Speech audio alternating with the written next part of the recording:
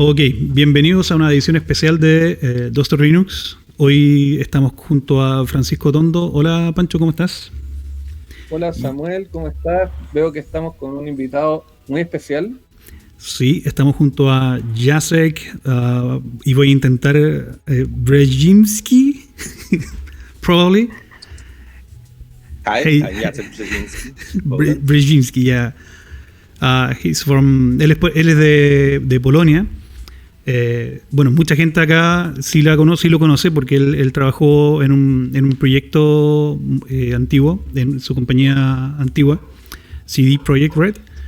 Él trabajó en The Witcher y otros videojuegos, pero ahora se está dedicando a un género llamado slow gaming. Entonces, I'm making an interview about you, Jacek, a brief resume. Y Pancho, ¿tienes preguntas? Bueno, tenemos una traductora también invitada. Nos acompaña también, tú deberías presentarla, Samuel. Sí, está Beata ahí escondida en el... Hola. Ahí está, la vamos a colocar para que se vea la pantalla. Ahí tenemos a Beata escondida. Ahí está. Quien nos va a ayudar hoy día con la traducción del inglés o del polaco a español. Sí, intentamos. Cualquier idioma. Oye, y yo creo que podríamos partir la conversa un poco entendiendo qué es el slow gaming. What is slow gaming, Jacek? What is gaming? I don't speak Spanish, just don't. Slow gaming is an idea that we tried to pursue in our company. It can be a little bit different things for different people, but generally think about slow gaming as something that, like, there is this general idea that you can make games that just have good content, good curated content that should appeal to people who look for something a little bit better than average game. Just like there are people who look for, I don't know, books that are not only fun to read, but they also have meaningful, or they can tell you a little bit more about the world or about things like that. Generally, slow gaming in our idea was just, it's like in comparison to slow food, something that's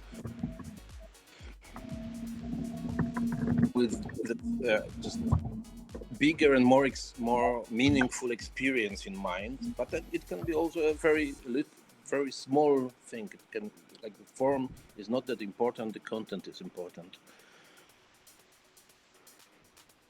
So generally, where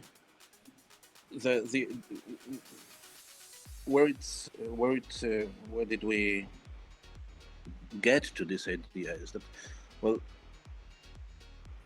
generally there are, like, people from my generation, so they are 30s or 40s, usually well accustomed to playing games in general. Like, my friends played games at some point in his life. I think that most people our age do it, and although obviously a lot of younger people also play games.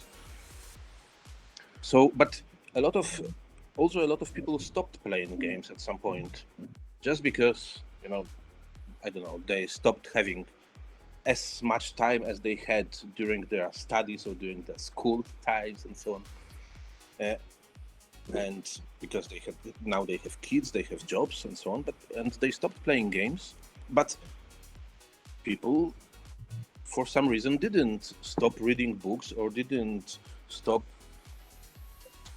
movie festivals and stuff like that. So to find some good quality content in other media, but not that easy to find a content like that in games, or at least it's not that obvious where to look for it.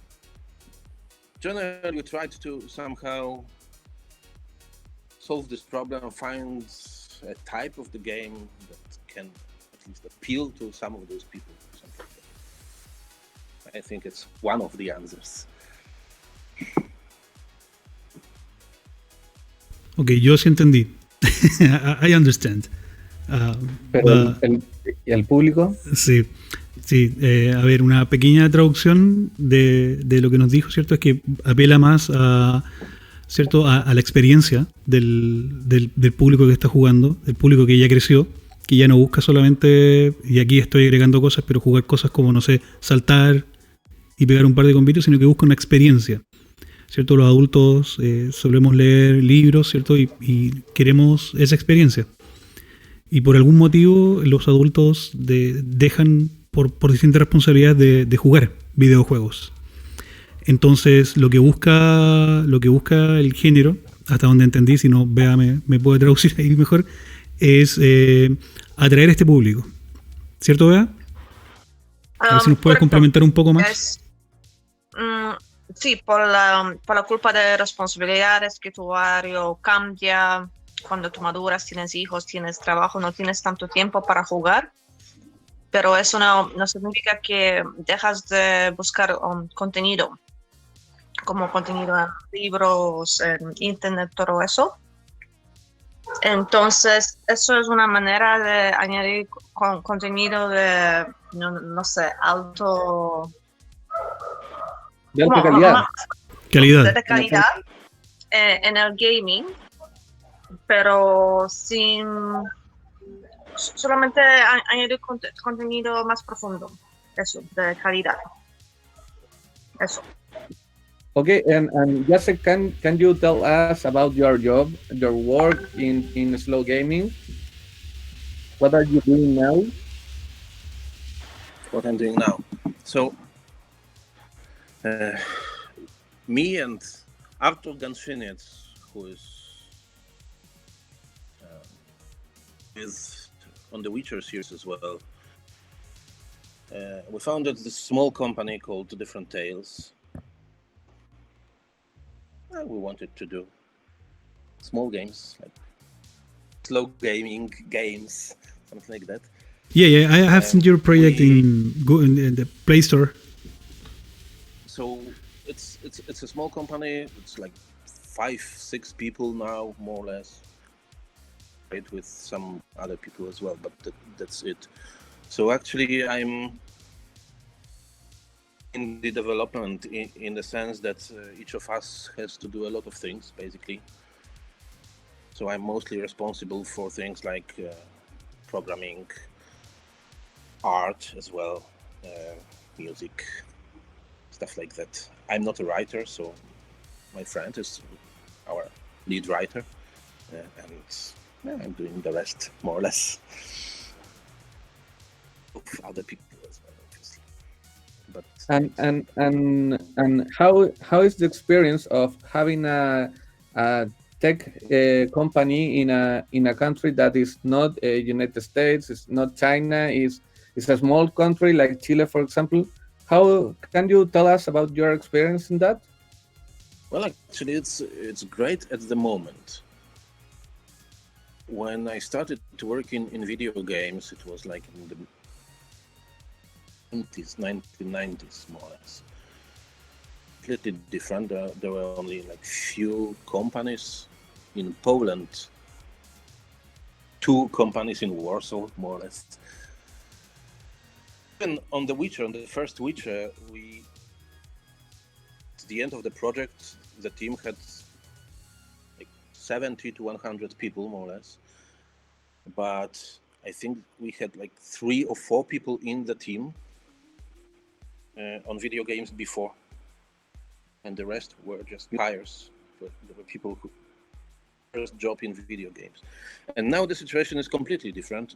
Like Poland there are lots of good Polish games. Like there's Witcher series, which is obviously worldwide known. There is also Techland, which is also a big AAA company with titles like The Island and Dying Light. There are also some other. I mean, there are really lots of companies, and there are lots of people who work in the industry, and also the industry is the presence of the industry, the way it's perceived by general public is very different. Just because, for example, I think at the moment the biggest company on Polish stock market. Tells you something. So, yeah.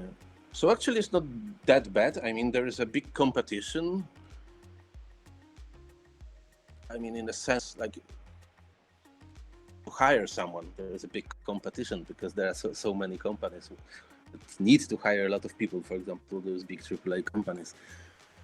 And there are lots of opportunities, I think, and it's also easy to. The indie community is also quite big. Easy to find someone to talk to, easy to find people to ask about things and so on. So in Poland now, and I can imagine that in places where there's just it's harder, obviously. Bea, ¿podías ayudarnos un poco con la traducción ahí? Sí, por supuesto. Cuando Jacek empezó a trabajar en la industria en años 90, era muy distinto porque la industria era más chicas, y cuando empezó a trabajar en Witcher Project, por ejemplo, hubo como 70 personas trabajando, y muchos de ellos, eso fue su primer trabajo. Y ahora está muy distinto porque el mercado es más grande, y una de las primeras compañías en la bolsa de valores en Polonia es de gaming, por ejemplo. Entonces eso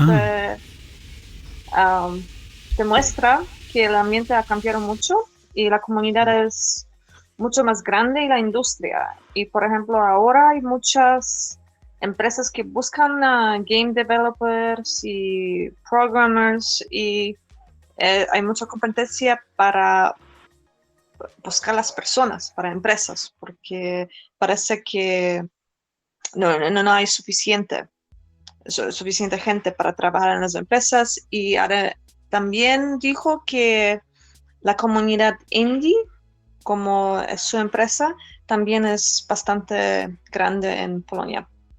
Oye, interesante, Pancho. Una industria que era inexistente, casi, se transforma en algo que ahora requiere de más personas. So that's interesting, Jacek. Basically, you just started from almost no companies there, and now you need people, basically. So yes. The community here sent me some questions.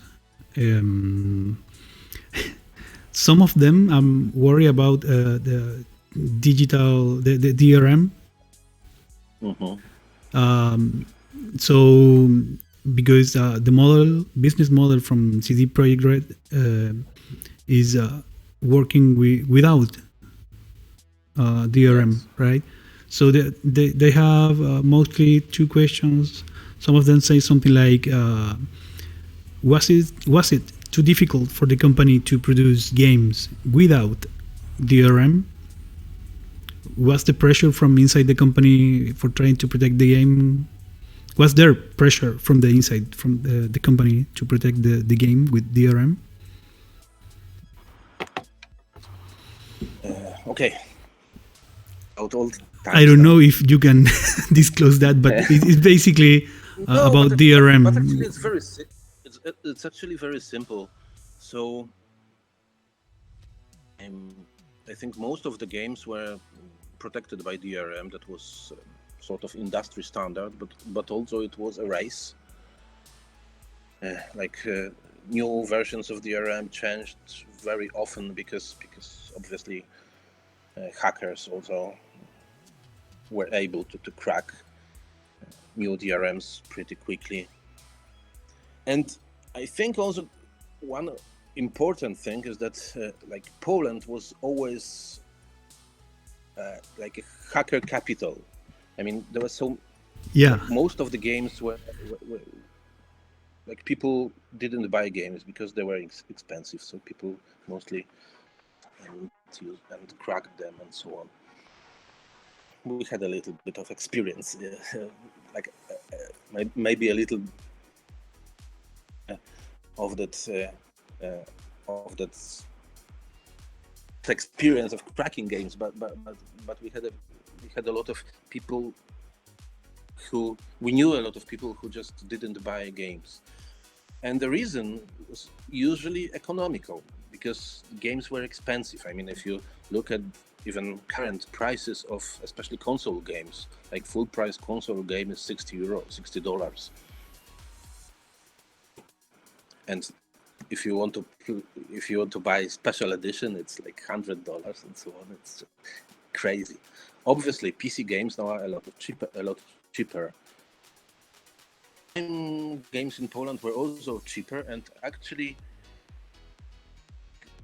CD Projekt was a publishing company before it started developing games. The owners of CD Projekt had some experience. They tried different ways of just convince people that it makes sense to buy games. One of the things with DRM at the time was that DRM made very complicated. Like the special drivers for DRM, so you had to install some kernel drivers in a system that caused some crashes and so on. And actually, it was sometimes easier to just aim from torrent, just crack it, and then you were able to play it.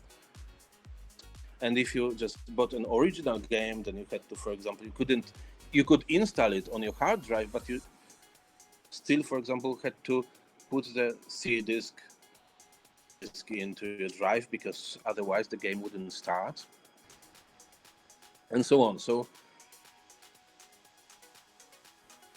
owners of CD Projekt, they just didn't really believe that the industry is fighting this war makes sense, because there are always people who just don't want to pay money, and if you make players' lives more difficult, then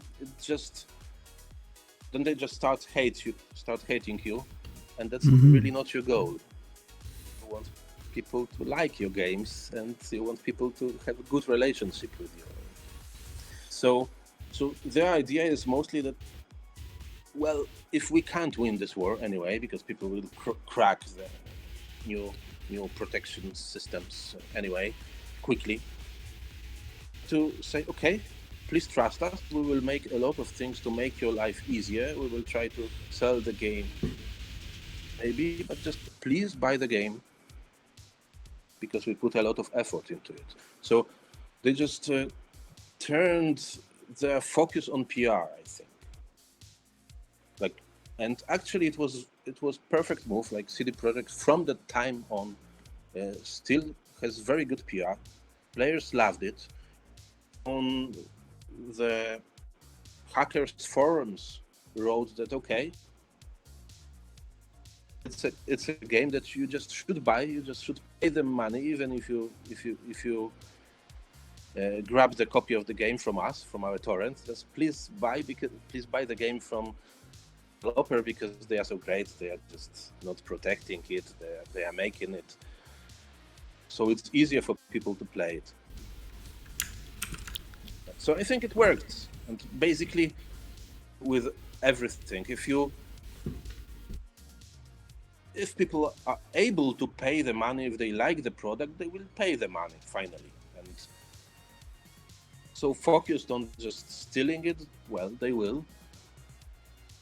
So Okay. the idea, and if it was harder to do, obviously it's easier not to put a game, because it's additional work, and actually at the time it was quite a lot of work, because there were everyone tried to be very clever about Yeah. game was protected. Just for example, it didn't. If you tried to crack it, the game didn't stop working immediately, but after some time. So it wasn't that obvious if Yes. you managed to crack it correctly, and so on. So yeah, actually it solved us a lot of problems, and I think in the end it was better. Cool. Let me translate that. Ya, mira, para quienes preguntaron acerca del DRM, ellos prefirieron no competir contra los hackers, en definitiva, porque a la larga se dieron cuenta que la CD Projekt Red se dio cuenta de que el juego siempre terminaba craqueado, dado que Polonia era una capital como de hackers, ¿cierto? En esa época. Por lo tanto, decidieron no invertir todo su tiempo en desgastarse con quienes no querían comprar el juego, sino que invertir ese esfuerzo y tiempo en generar contenido y juegos de calidad. Por lo tanto, ya que la justificación, ¿cierto? Y el pensamiento de la empresa era, mira, siempre van a haber personas que de alguna u otra forma van a craquear el dinero y el dinero, no, ojalá craquear el dinero, van a craquear el juego. Por lo tanto, ellos no están interesados en comprarlo. Enfoquémonos entonces en quién sí realmente va a querer comprar el juego, hagamos juegos de calidad, démosle ese juego de calidad y digámosle, oye, mira, este juego es de calidad, por favor, cómpralo. Y bueno, y creo que ha resultado, sí, porque creo que The Witcher vendió un montón. Y en general, la industria de los videojuegos, fíjate, Pancho, si tú te ves, por ejemplo, la industria móvil, la gente sí compra, en la industria, si tú le pasas juegos de calidad, ¿cierto? Hay peleas ahí también, no sé, pues juegos tipo, no sé, qué sé yo, Fortnite y ese tipo de cosas, o el FIFA ahora último, que básicamente venden el mismo juego año tras año, entonces la gente termina aburriéndose y el público los castiga en ese caso. Y esos juegos sí están protegidos con DRM, ojo con ese detalle. Y la gente ya lo rechazó. Por ejemplo, este año la gente, oye, el que se compró el FIFA 2020 es el mismo que el 2019 y lo mismo que el 2021, por ejemplo. Entonces, no tiene sentido. Ellos prefieren entregar contenido de calidad y no se desgastaron simplemente en proteger el juego con DRM, porque aparte suponía un esfuerzo extra para el usuario, incluso para el usuario final, tener que instalar un montón de otro software adicional en su computador para poder cumplir con esto. Entonces lo mejor era simplemente, mira, no nos pongamos ese problema encima, confiemos, mira qué interesante, en que nos van a comprar el juego y creo que le resultó. Así que ahí está respondida la pregunta de la comunidad de desarrollo. No sé si Bea tiene algo más que agregar. Sí, solo para añadir, la empresa The Witcher se enfocó en la estrategia de relaciones públicas como PR e invirtió mucho en esa estrategia para convencer a la gente para comprar el juego, más que invertir en protecciones para que no lo hackean. Y tampoco quiso enojar los jugadores, porque si pusieron las protecciones demasiado fuertes, eso hace que la gente no quiera jugar más y no quiere meterse con la empresa. Entonces eso era algo que era parte de la estrategia, no quisieron enojar jugadores y intentar bajar el precio, hacer publicidad positiva, etcétera, etcétera.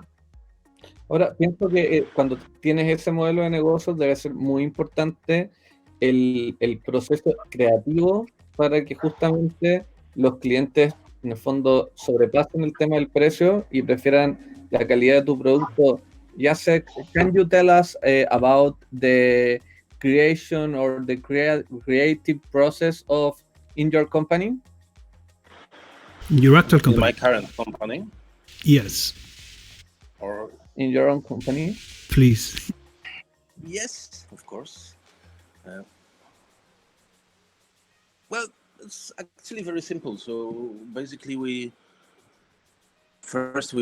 talk about the general idea of the game. So we try to find, the pillars of the vision. So we are doing. We know what the aim is, like what the goal is, what are the most important things in the project, mostly from the design perspective in the beginning, and obviously also and that's the first thing. Then we try to find the answer, how the game should look like, what should be because that's the answer for that is probably in the vision, but generally how it should look like, what kind of art can we use, artist can we, which type of artist should we work with, and so on. We try to make a prototype, at least with Wanderlust, we did it that way, that we just made a prototype of how the game could work, more or less. That was a short story, fragment of a story, and then we iterated, because we tried a lot of things in the beginning. The game didn't always look like it looks in the end. There were a lot of much more point, and it was even more dynamic, I think. Yeah, so we try to do prototypes like that, and then we try to remove things very quickly. We have this core concept, important things in the concept. They should stay, and the rest should be, the rest is less important. And how far or how close is this prototype of the final experience for the gamer? For at least on Wanderlust, it was pretty close to the final experience, but just a short part of the game, like 10 minutes, but still close to the final experience. Or maybe, let's say, at least at the time we thought it's close to final experience. Obviously later, like, for example, we changed art one more time. But yeah. And then we start working on the content. So we are working now on, we work with on outsource, so hire writers. They write mostly linear stories, and then we turn them into those interactive branching storylines, just because it's easier, because we have much more experience in branching storylines that most of the people out there. It's this process is just easier for us. We try to create a prototype of, let's say, some part of the game, a chapter or something, and then we play it. And out, it's really bad, and we have to change everything because it doesn't make any sense. And then we change to few small things, and it's much better now. Not everything, but just few small things. A bit more and a little bit more, and at the end it's just and then we don't have more time for changing it, because it's still and time frame to do stuff, but yeah, then we move further and we work on out of the game. But basically, I think the important thing is this iterative process, that we absolutely can't design that's going to be good. I mean, we try to do it, obviously, every time, and we think that our design will work, but it never happens. I mean, it's always like that we need to introduce changes. And I think it's important, because it's like that on every game I worked with before. It's important that it's almost impossible to just really good point, like a good state iterations. We just probably have to redo this, and then you get good quality. Bea, puedes hacer una breve. Yo entendí la mayor parte, pero estaba siguiendo la conversación, no me quedó grabado todo en el disco duro. Ya, perfecto. Lo que entendí, Pancho, preguntaste sobre el proceso cuando desarrollan. El proceso creativo. Claro. Proceso creativo. Entonces, lo que entendí es que primero ellos con su equipo empiezan con la idea de tipo de juego que quieren, y después el diseño que va dentro del juego. Claro, Después un poco que va el tema va porque primero se piensa una idea, se va se genera el arte y luego se va iterando esta idea y se va probando, y que siempre hay una primera intención de ojalá hacerlo bien, perfecto, pero eso nunca sucede. Y también Claro. hay veces que, por ejemplo, en algunos juegos han estado muy cerca en este primer prototipo del resultado final, mientras que en otros no, aunque siempre la intención es ojalá saliera bien al tiro, pero se dan cuenta y después luego se cambian. Pueden ser pequeñas piezas o también temas más importantes como el arte o ramas por donde sigue la historia, etcétera, ¿no? Sí, Claro. correcto. Y lo que entendí, también trabajan con escritores de contenido. Normalmente trabajan con escritores de contenido en en una línea, que no es no sé cómo se llama eso, como linear. Que no es lineal, porque Sí, los personajes Sí. pueden elegir distintas, tienen muchas opciones, entonces no se va contando solo una historia, sino que pueden suceder distintas historias en paralelo, y ya estas como agregados se generan como otras opciones a partir de las opciones previas que tomó el personaje. correcto. Y como último paso que hacen es que hacen un testeo de su juego. Entonces ellos mismos juegan su juego para ver cómo es la experiencia del usuario. Si es buena, si es mala, qué hay que mejorar, qué funciona, qué no funciona. Oye, Pancho, que yo tengo una pregunta también que es de la gente, que es, dice, y está buena, dice que acá en Chile, ¿cierto? Muchas empresas terminan desarrollando para empresas extranjeras. Entonces, ellos preguntan si hay apoyo del gobierno como para proyectos como los que tienen. Así que le voy a hacer esa pregunta. Jacek, Dale. there's another good question from ¿Te ayudo? the community. They say basically several companies here in Chile, video game companies, they ended working for another companies, but not in Chile. They ended developing mobile video games, for example, for another companies. So there is in Poland, there is the government. I don't know what how to say, impulsa. Financial help. Yeah. Like subsidies, funding, Yeah, seed the community, funding etc. for that kind of industries, because the industry here it is not well developed, but because they need to work from another companies, not for their own companies. They develop the video games, they do everything, but it's for another country, another companies. You at the beginning, you had the same problems.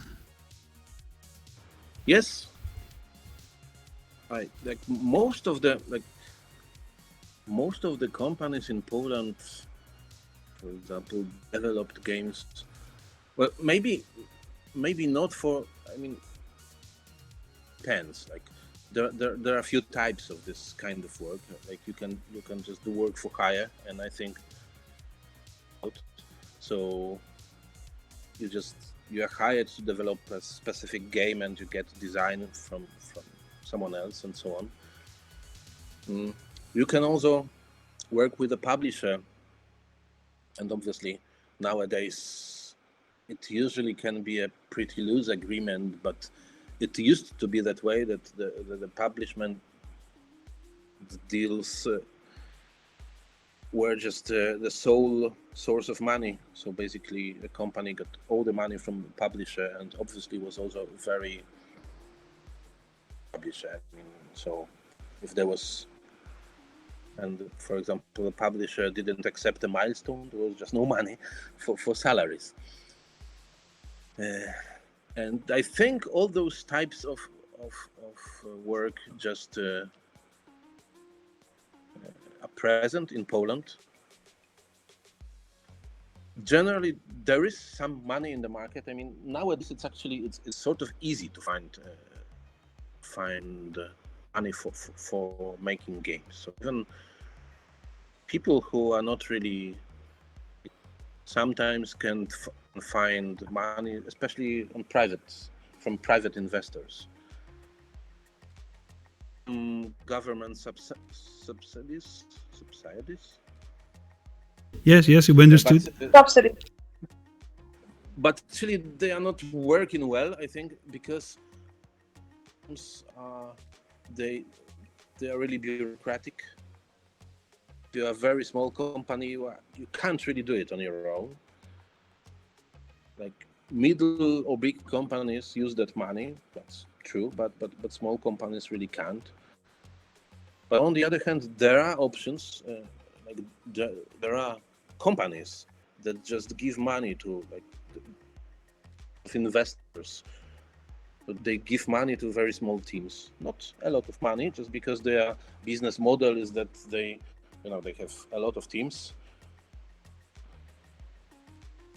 money to each of them, and maybe one of them will make a hit. And you don't really have any living costs, and you can live in your mother's basement or garage and make a game with your friend for a small amount of money. It's great, and actually there are some success stories. If you are experienced, that it's also not that really hard to find some way of finding some investments. There are also lots of companies that just do work for hire, and it also, for example, there is a company called Answer Studios in Poland. They work for hire for many years, and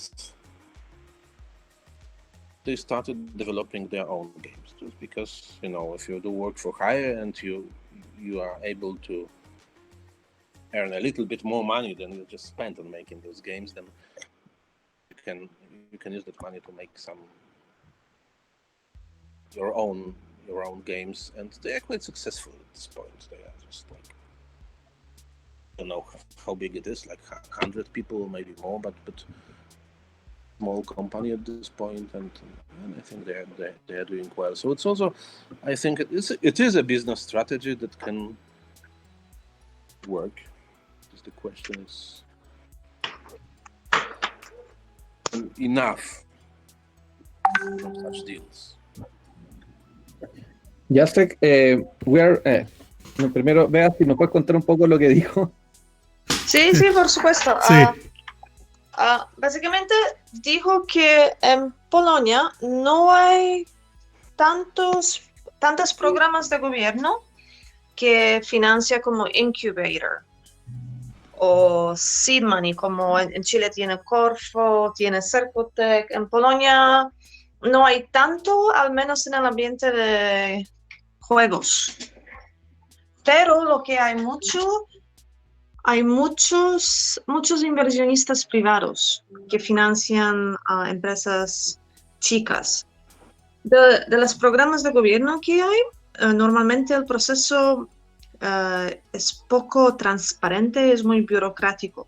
Entonces necesitas un montón de papeles y documentación para lograr ese tipo de financiamiento, y normalmente las empresas medianas y grandes logran ese tipo de financiamiento de gobierno por el asunto, probablemente porque tienen recursos para estar en conforme con ese proceso burocrático. Pero las empresas chicas tienen éxito con inversionistas privados, que probablemente puede ser como angel investors o algo como así. Eso voy a confirmar. Y sí, ellos normalmente invierten en empresas chicas como microempresas, y a veces es como una apuesta. Si invierto un poquito en esa empresa chica, quizás va a resultar, quizás no, pero Claro. no meto tanto dinero al tiro, y muchas veces resulta. Y también Jacek dijo que los jóvenes tienen más éxito porque tienen más tiempo, tienen menos gastos de la vida, probablemente vienen con sus padres, no pagan arriendo, entonces tienen tanto tiempo y mucho tiempo para dedicarse, y hay muchos casos de éxito en ese ambiente. Perfecto. Eso. Perfecto, sí, también dijo que, claro, estas empresas apuestan a varias empresas Y con que uno haga un hit, ya recuperaron el dinero. Está bueno eso, ¿cierto? Básicamente tú te esfuerzas por tu propio proyecto, tienes que creerte, eso sí, po. Tienes que creer en ti. Sí, solo para aclarar, Jacek, just to confirm, the private investors, they would be something like angel investors or seed community, or there's not a formal platform? There are a few options in Poland, at least. There are investors who invest in video games, more or less. I think because you have to find one, and it's not always easy. But there are also gaming companies. Like there is a company, for example. There are gaming companies in small teams, small amounts of money, like $30,000, let's say. Mm-hmm. And it's sort of easy to get that money. I mean, if you just come with a good idea and it's enough for you to make a game, which is like, that's why I said it's enough probably for some people. It's not for bigger games, just for small indie stuff. But there are some success stories still. There are people who are able to do a game in the budget and hundreds of thousands of copies. Okay, perfect. Pancho, dale. ¿Traduzco yo o ustedes? Sí, dale. Dale. No, es que pregunté si eso fue como más formal, como angel investors o seed platform, como semilla plataforma que hay en otros países. Y me dijo que sí, hay algunos de angel, no sé si se llama ángeles o cómo se dice. Capital Ángel, sí. Versionista Ángel. Capital sí. Ángel. Pero muchos de ellos vienen con montos chicos, como 20 o 30 mil dólares. Y esos son inversionistas de propias empresas de juegos que están buscando un equipo chico que puede desarrollar un juego, y muchas veces eso resulta positivo para ellos. Pancho, yo creo que estamos en el tiempo. A ver si tú le das con la última pregunta. Yo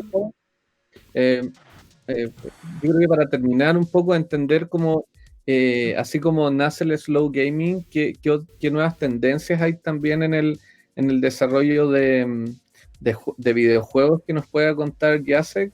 Jacek, what do you think will be new, or what do you think are the new trends in gaming developing, like for example, slow gaming? There are new trends in this market? For sure there are new trends. It's just if I see them clearly, but obviously there are new trends.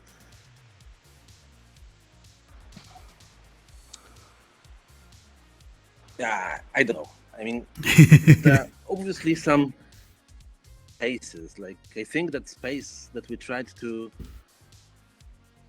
somehow fill with Wanderlust, with slow gaming, is still there. I mean, it's we didn't manage actually to do it well. So still people who play games, and that is interesting. Well, I think the market changes. I mean, there is still a lot of space, for example, that's happening. I mean, it's sort of difficult to. Usually, it's difficult to sell mobile games if you are not a big company that's doing free to play, but it offers still new ways of interacting with games. So that's interesting, and I think that actually one thing that happened with mobile gaming is that many new players who just play games, I mean, whatever the games are, but there's a lot of people who play games on their mobiles that wouldn't play like Steam or PC games. completely different, a different type of experience. I don't know. I mean, in indie space, I think there is always space for, yes, especially that it's not that, I mean, it's easier and harder than doing AAA games, just because things like big games are sort of, maybe if I say that they're similar to each other, it's obviously not true, but there is something like that.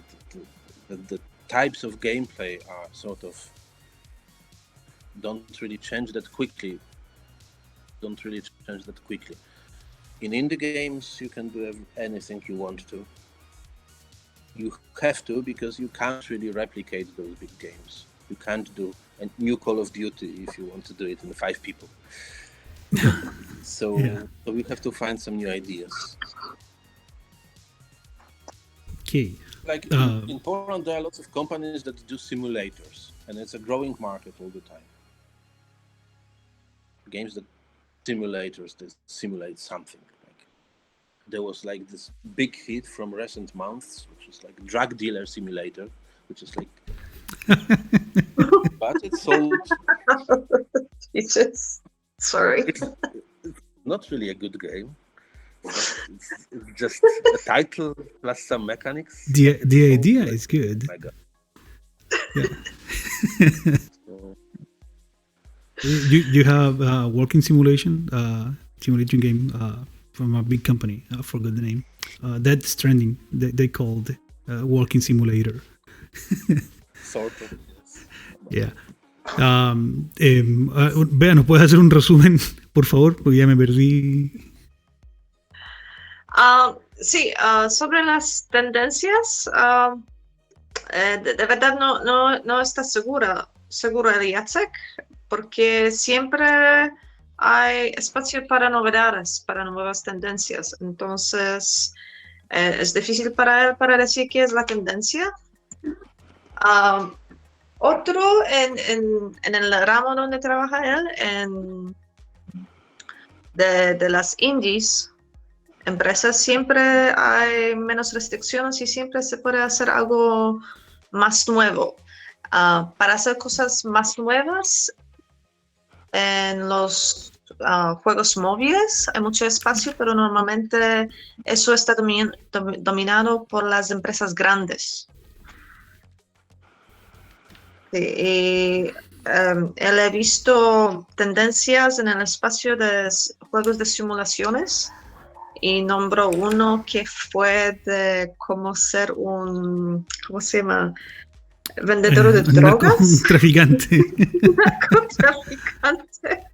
Está bueno, un simulador de narcotraficante. Y que tuvo mucho éxito. Disculpa, es demasiado chistoso y triste, pero sí. Eso. Ok.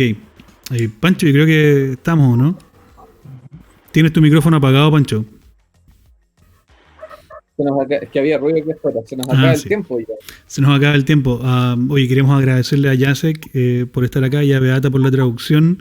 Jacek, we just want to say thank you. This program is short. We try to make it short. Yeah, we can invite people to download the game Wanderlust Travel Stories, right? It's available on App Store and in the Apple Store. Yeah, Steam. Steam. And I have a Nintendo Switch, and you have the game there. That's interesting. Yeah, so you can play it on almost all platforms. I need to say that in Spanish, I'm sorry. Chiquillos, ustedes pueden descargar el juego en distintas plataformas. Está para Microsoft Windows a través de Steam, para macOS, para iOS y para Nintendo Switch. Los dejamos invitados, los vamos a dejar el link abajo. Y muchas gracias, Jacek, gracias, Beata, gracias, Pancho, por estar hoy día. No sé si quieres despedir, Pancho. No, gracias, Samuel. Muchas Allí. gracias, Jacek, por habernos acompañado. Thank you, Jacek, for being with us today. Thank you, Jacek. Thank you. Thanks a Dzięki, lot. Jacek. Wielkie dzięki. Eso. Eso. Eso mismo. That. Y bueno, será hasta el próximo capítulo. Muchas gracias, muchachos, y hasta luego.